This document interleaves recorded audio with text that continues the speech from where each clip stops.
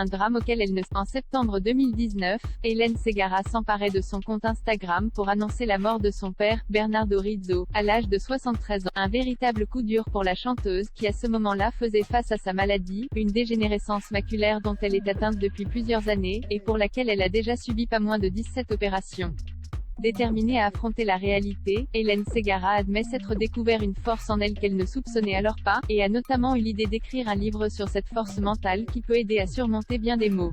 Toutefois, la maladie de son père a quelque peu interrompu ce projet, à un moment auquel elle n'était absolument pas préparée. Je me sentais très forte, et j'y été cueillie à un moment où je ne m'y attendais pas, a ainsi confié Hélène Ségara à Télé 7 jours, en kiosque lundi 18 octobre.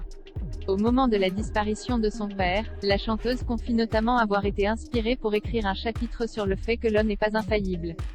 Un projet qu'elle espère désormais mener à terme, pour elle, mais aussi, pour que les gens qui manquent d'amour et d'estime d'eux-mêmes puissent en trouver un peu, a-t-elle précisé. Hélène Ségara a fait une petite pause après la mort de son père, un deuil qui a par ailleurs été difficile à vivre pour Hélène Ségara qui après ce drame s'est accordé une petite pause.